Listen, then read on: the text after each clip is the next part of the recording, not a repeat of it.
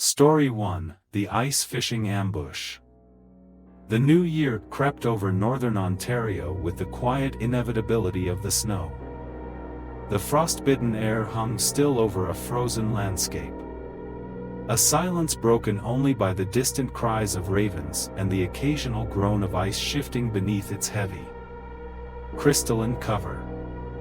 For Nate, Trevor, and me, this was our sacred space. No city lights. No raucous parties. No countdowns. We welcomed the turn of the year with rods, bait, and thermoses filled with coffee that turned cold too fast in the sub-zero air. Our destination was a nameless lake, tucked away between dense pine forests and jagged rocks. Accessible only by a winding trail few people knew existed. We had come here every New Year's Eve for as long as we could remember. A tradition handed down by Nate's father.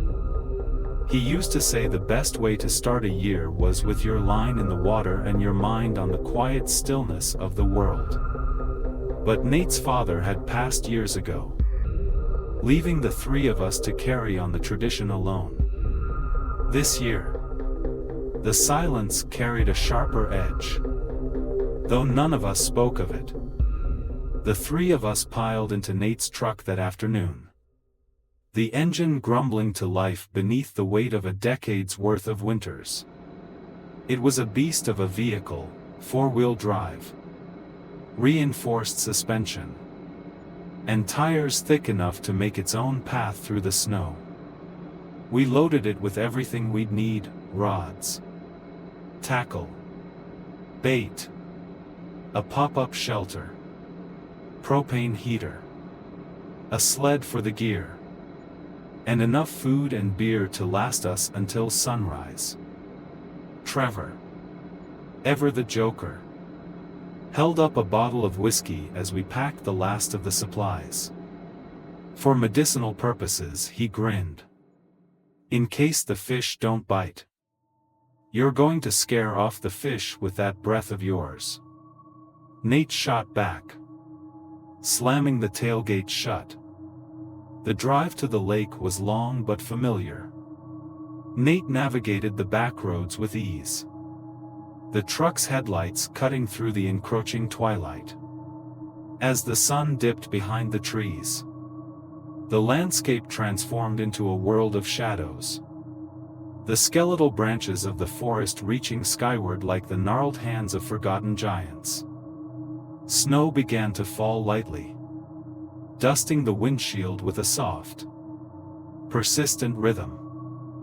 I heard a story about this area, Trevor said from the back seat, his voice tinged with mischief.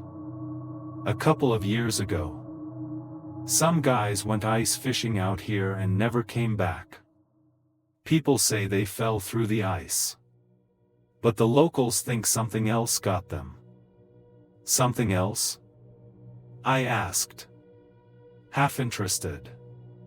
Like a wendigo, he said, dragging out the last word for dramatic effect. Nate groaned. Jesus. Trevor. Save it for the campfire. But I couldn't shake the unease his words left behind. The woods had always felt a little too quiet, as if they were waiting for something, or someone. We arrived at the lake just as the last light of day faded into an indigo dusk.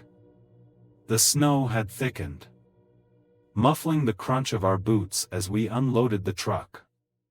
The lake stretched out before us, a vast sheet of ice that shimmered under the pale glow of a waxing moon. It was beautiful, in a stark and unforgiving way. Let's set up near the middle, Nate said, pointing toward a spot where the ice looked thicker. Less chance of anyone else wandering over. We pulled the sled across the ice, our breath visible in the frigid air. The pop-up shelter went up quickly, its bright orange canvas a stark contrast to the white expanse around us. Inside, we set up the heater, drilled our holes, and settled in for the night. The first few hours were perfect. The heater kept the worst of the cold at bay, and the fish were biting just enough to keep us engaged. Trevor cracked open his whiskey and passed it around, the warmth of the alcohol cutting through the chill. We laughed, told stories, and marveled at the simple pleasure of being out here, away from everything. But the serenity was not to last. It was close to midnight when I noticed him. At first, I thought my eyes were playing tricks on me. A figure stood at the edge of the lake, barely visible against the line of trees. He didn't move, just stood there, watching us. I nudged Nate, who followed my gaze and frowned. "Who the hell is that?" he muttered. Trevor turned to look, squinting against the darkness. "Maybe another fisherman? Without gear?" Nate said. "No way." Before we could speculate further, the figure started moving. He walked slowly at first, then broke into a run, his boots kicking up snow as he made his way toward us. The three of us stood frozen, unsure whether to feel alarmed or concerned. "Help!" the man shouted, his voice ragged and desperate. "Please, help me." As he got closer, we could see he was young, maybe in his late 20s, with wild eyes and a face pale from the cold. His coat was torn, and his gloves were missing. "What happened?" Nate asked as the man stumbled to a stop in front of us. "It's my buddy," he gasped. "He fell through the ice, down by the southern inlet. I can't get him out on my own." We hesitated, exchanging uneasy glances. Something about the man's story didn't sit right with me. The southern inlet was notorious for thin ice. But what were they doing there in the first place? And why wasn't he carrying any rescue equipment? "We should call for help," I said, reaching for my phone. "No time," the man snapped, his voice rising in panic. "He's going to freeze to death." Nate made the decision for us. "Trevor, grab the rope. Let's go." We left the shelter and followed the man across the ice, the cold biting harder with each step. The southern inlet was a good 15-minute walk, and with every passing minute, my unease grew. The man moved too quickly for someone who had just been through a traumatic event, his steps almost too deliberate. I noticed his gloved hands were clean, too clean for someone who had supposedly tried to rescue a drowning friend. When we reached the inlet, I knew immediately we'd made a mistake. Two more figures stood near the edge of the ice, their faces obscured by scarves and hoods. There was no hole in the ice, no sign of anyone having fallen through. My stomach dropped as I realized we'd been led into a trap. "Thanks for the help," the man said, turning to face us. His voice had lost its desperation, replaced with a sneer. "We'll take it from here." One of the figures stepped forward, raising a shotgun. Hands up. The next few moments passed in a blur of terror and adrenaline. The man with the gun ordered us to drop our gear and empty our pockets. We obeyed, our breaths coming in frantic clouds as the realization of our helplessness sank in. But Nate wasn't about to go down quietly. As the man reached for his truck keys, Nate lunged at him, knocking the shotgun to the ground. Chaos erupted. Trevor and I scrambled to help, but the other two men closed in, one of them pulling a knife. "Run!" Nate shouted as he struggled with his assailant. I hesitated for a split second, torn between loyalty and self-preservation. But Trevor grabbed my arm, dragging me away. We ran across the ice, slipping and stumbling, the sound of shouts and gunfire ringing in our ears. When we finally reached the truck, I turned back, my heart sinking as I saw Nate lying on the ice, clutching his side. The three attackers were gone, along with most of our gear. We managed to get Nate to a hospital, where doctors said he'd been lucky. The knife wound missed his vital organs by mere millimeters. The police took our statements, but they never found the attackers. The truck was never recovered, and the incident was chalked up to a robbery gone wrong. To this day, I can't step onto a frozen lake without hearing the crunch of boots behind me, without feeling the cold barrel of a gun pressed against my back. The woods are no longer a place of peace, but a reminder of how quickly the familiar can turn hostile. What would you have done in our place? Would you have stayed to fight or run for your life? Let us know in the comments, and stay tuned for the next story, where a man and his loyal dog face an even darker terror in the depths of the forest. Story 2: The Mysterious Figures in the Woods. The thing about driving through rural Ohio in the dead of winter is the stillness. It's absolute, oppressive. Every house is far apart, and every mile of road feels like an echo chamber for your thoughts. That night, New Year's Eve of 2017, was no different. The road stretched endlessly in front of me, lit only by the twin beams of my car's headlights slicing through the darkness. The snow had fallen earlier in the day, leaving a light dusting across the fields and forests that flanked the backroads. It was serene in its own way, but I'd be lying if I said it wasn't unsettling. My only companion that night was Vera, my golden retriever. She sat in the passenger seat, her nose pressed against the window as if searching for something beyond the frost-covered glass. Normally, Vera was the epitome of calm, a warm, furry presence that could make any bad day feel less heavy. But that night, she was restless. She shifted in her seat, whining softly every few minutes, and occasionally pawed at the window. I chalked it up to her excitement to see the family again, though the unease in her behavior gnawed at me. I was already on edge before the drive even began. My flight from Rochester had been delayed by hours, throwing my family's plans into disarray. They'd gone ahead to the New Year's Eve party at my cousin's house, leaving me to drive the spare car and meet them there.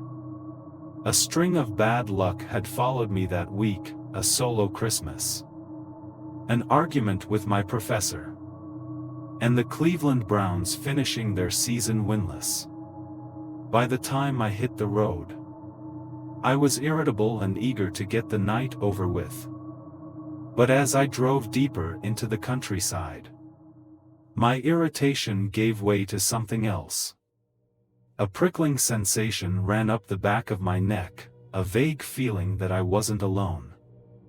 The route took me through stretches of wooded roads, the kind where the trees close in on either side, their bare branches forming a canopy above. The headlights illuminated the occasional farmhouse, their porch lights glowing faintly in the distance. But for the most part, I was surrounded by shadows. The stillness outside was so complete that the hum of the engine felt intrusive. That's when I heard it. A crash, loud and sudden, shattered the silence. It came from somewhere in the woods to my right.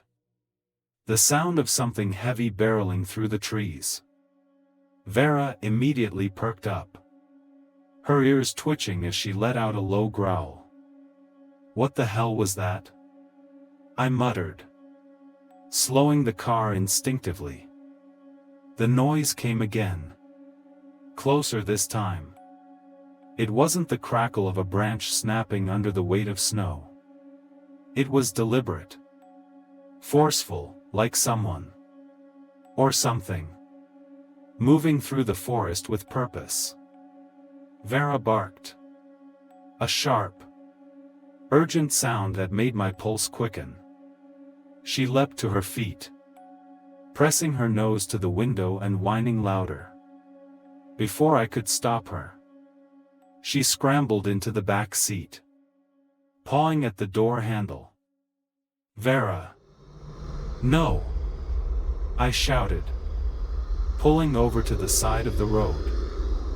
The moment the car stopped, she bolted.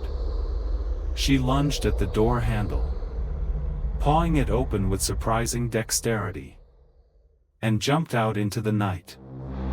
I stumbled out of the car after her, the cold hitting me like a slap. The air was sharp, biting, and my breath hung in front of me in clouds as I called out, "Vera! Get back here!" Her barking echoed from somewhere ahead, deeper in the woods.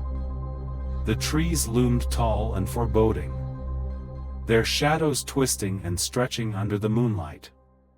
I hesitated at the edge of the road, my flashlight trembling in my hand. Every instinct screamed at me to stay put, to get back in the car and wait. But I couldn't leave Vera out there, not alone. Not in the dark. The snow crunched beneath my boots as I stepped into the forest.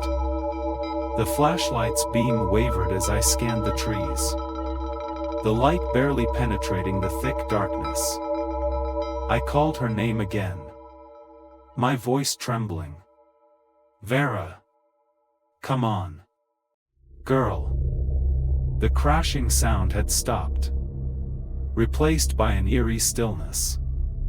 It was so quiet that I could hear the faint rustle of snowflakes landing on the frozen ground. Then, from somewhere ahead, I heard a soft whimper. "Vera?" I whispered, my heart racing. The beam of the flashlight landed on her, a small golden shape huddled low to the ground. She was shaking, her tail tucked tightly between her legs, her eyes wide with fear. Relief flooded through me as I dropped to my knees beside her. "Thank God," I murmured, wrapping my arms around her trembling body. "You scared the hell out of me, girl." But the relief was short-lived. Vera's eyes weren't on me. They were fixed on something behind me. A sound broke the silence, a deep, resonant crash, followed by the unmistakable crunch of footsteps in the snow. My breath hitched as I turned my flashlight toward the noise, its beam slicing through the darkness. Nothing. Just trees and shadows. But the footsteps didn't stop. They grew louder, closer, deliberate. My flashlight caught movement, a blur of something tall, human-shaped, disappearing behind a tree. I froze, every nerve in my body screaming at me to run. Vera bolted first, yanking me back to reality. I scrambled to my feet and ran after her, my boots slipping on the icy ground. The flashlight jostled in my hand, casting erratic beams of light that only made the shadows seem more alive. The footsteps behind us quickened, matching our pace. I didn't dare look back. The air was filled with the sound of crashing branches and the labored thud of my own heartbeat. "Vera! Wait!" I shouted. But she was already ahead, her golden coat barely visible in the darkness.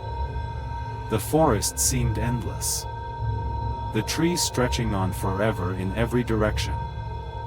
I tripped, falling hard onto my knees, the cold searing through my jeans. My flashlight skittered across the ground, its beam pointing uselessly at the snow.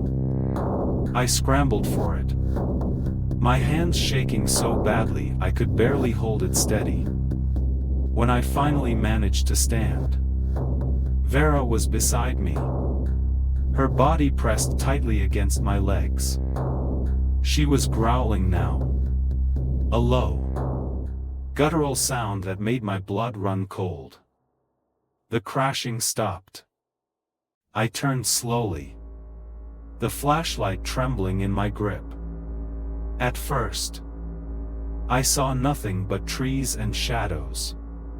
But then, just beyond the edge of the beam, they appeared. 3 figures stood in a line, their forms tall and unnaturally still.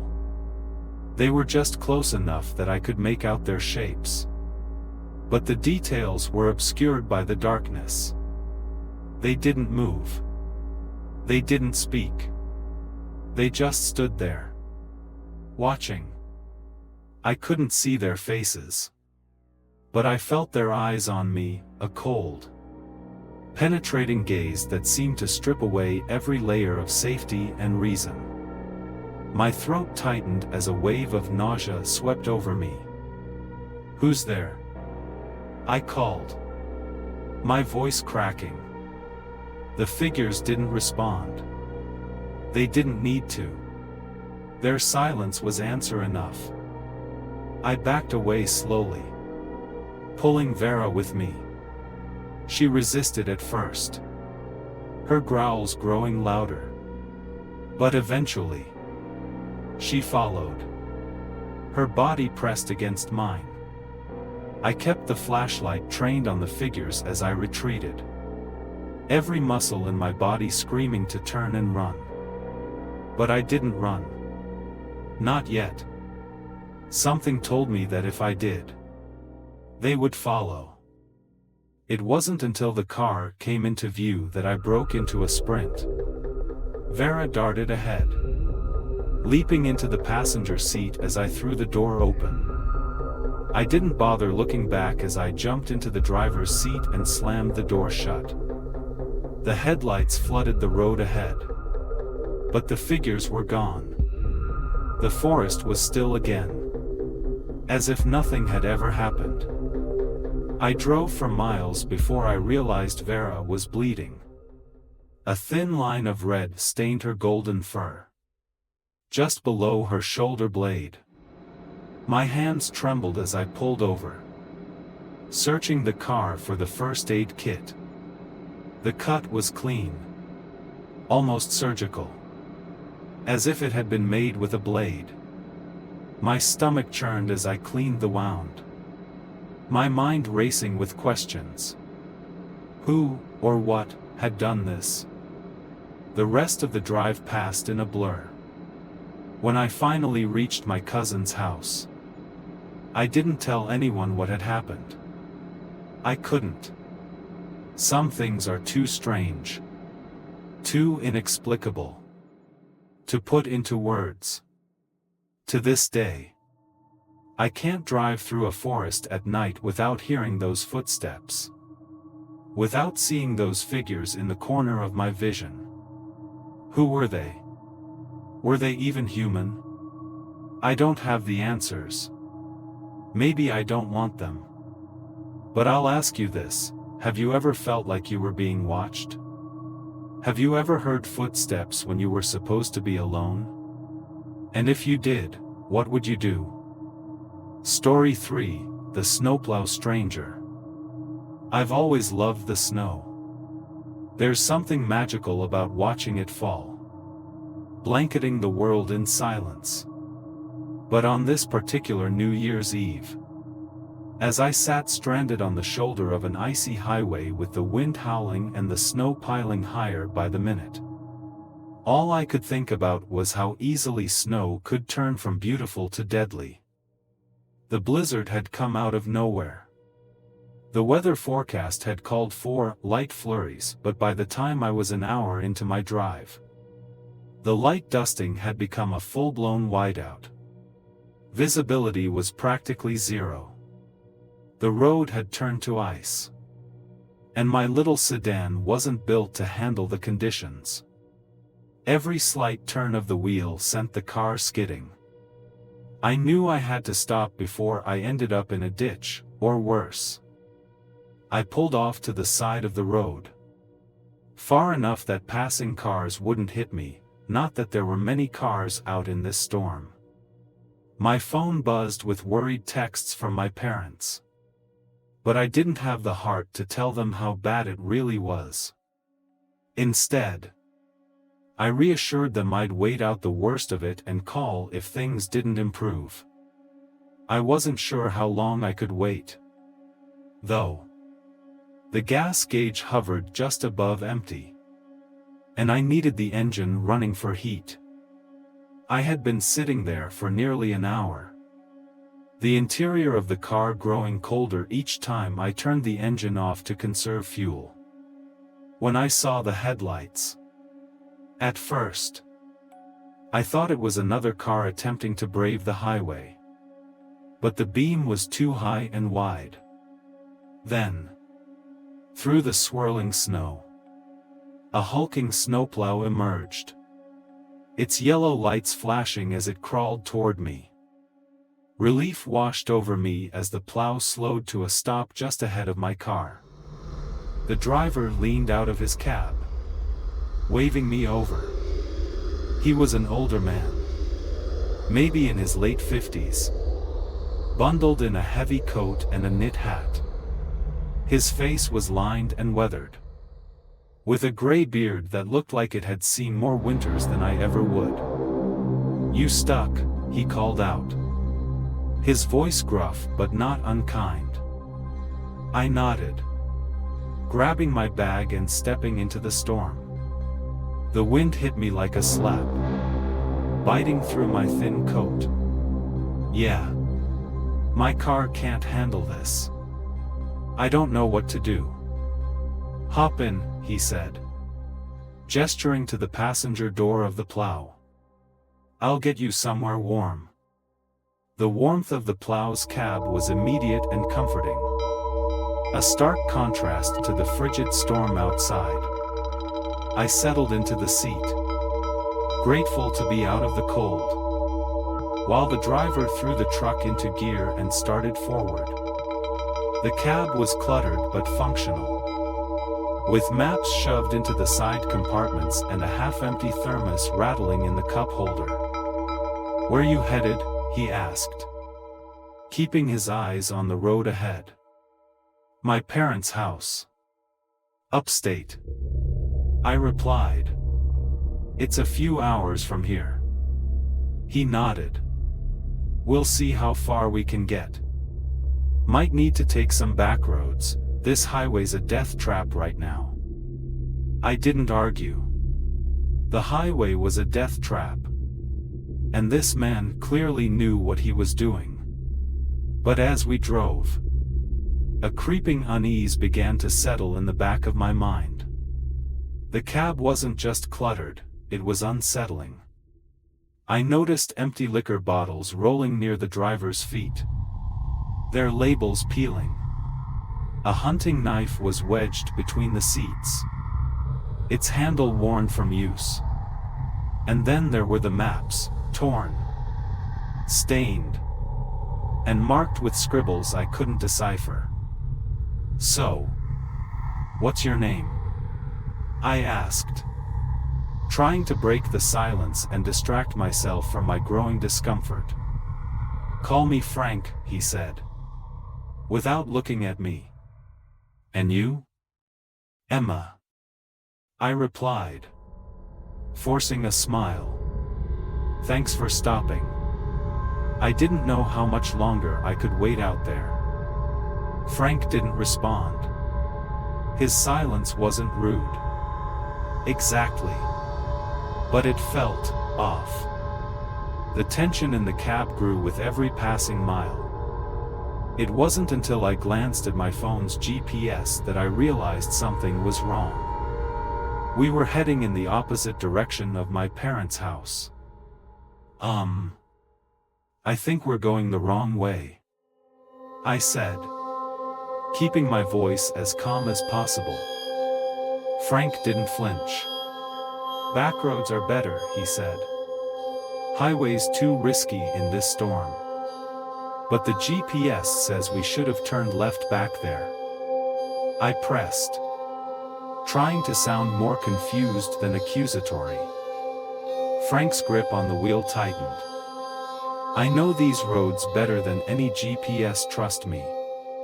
The way he said it made my stomach twist. His tone wasn't reassuring, it was dismissive. Almost cold. I glanced at the maps again. Then at the empty liquor bottles. Then at the knife. The pieces were starting to fall into place. And I didn't like the picture they painted.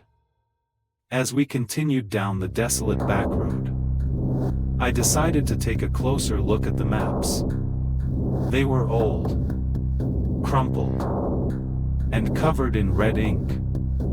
Some of the markings were circles around seemingly random locations, while others were scrawled notes I couldn't read in the dim light. "What are these for?"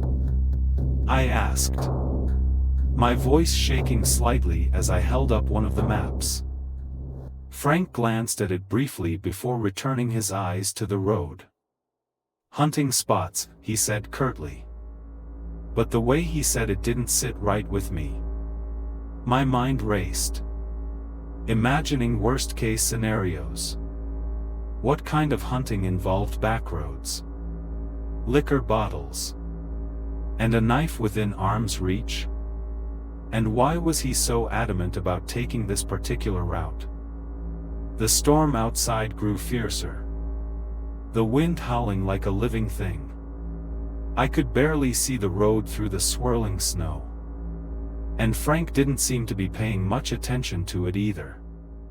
His eyes darted to the glove compartment more than once, his fingers tapping against the wheel as if he were debating something.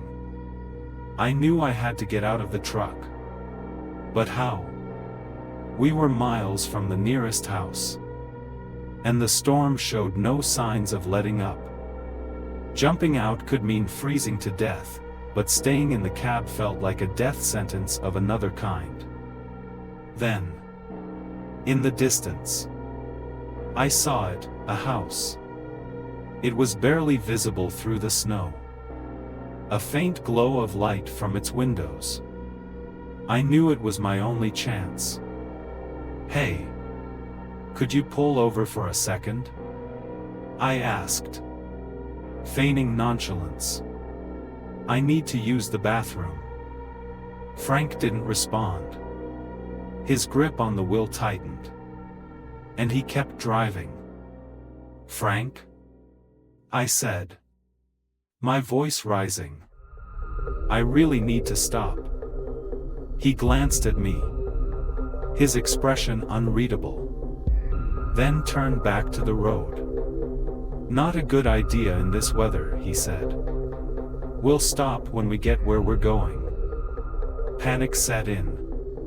My hand tightened around the door handle. I waited until we were closer to the house, then took a deep breath and made my move.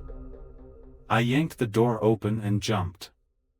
The cold hit me like a wall, the wind knocking the breath from my lungs as I tumbled into the snow. Pain shot through my leg, But I forced myself to my feet and ran toward the house. Behind me, I heard Frank shouting, followed by the screech of brakes. I didn't look back. I reached the house and pounded on the door, screaming for help. A man and woman opened it, their faces filled with alarm as they pulled me inside. I collapsed onto the floor, gasping for air and trying to explain what had happened. They didn't ask many questions. The man grabbed his phone to call the police, while the woman brought me a blanket and sat me down near the fireplace. I watched through the window as the snowplow's headlights vanished into the storm, leaving nothing but tire tracks in its wake. When the police arrived, I told them everything, from the liquor bottles to the knife to the wrong turns.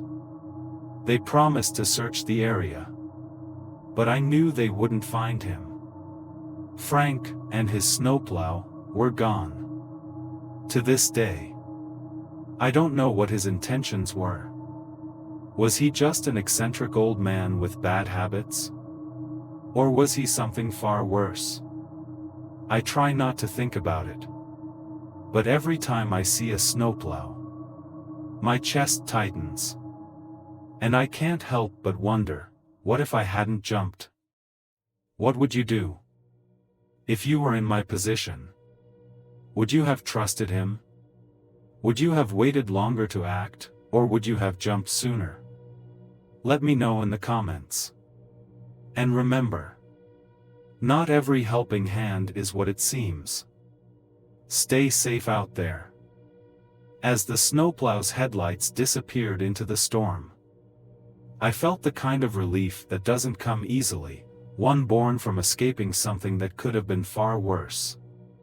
Yet, the questions haunted me, refusing to be left behind in the snow. Who was Frank?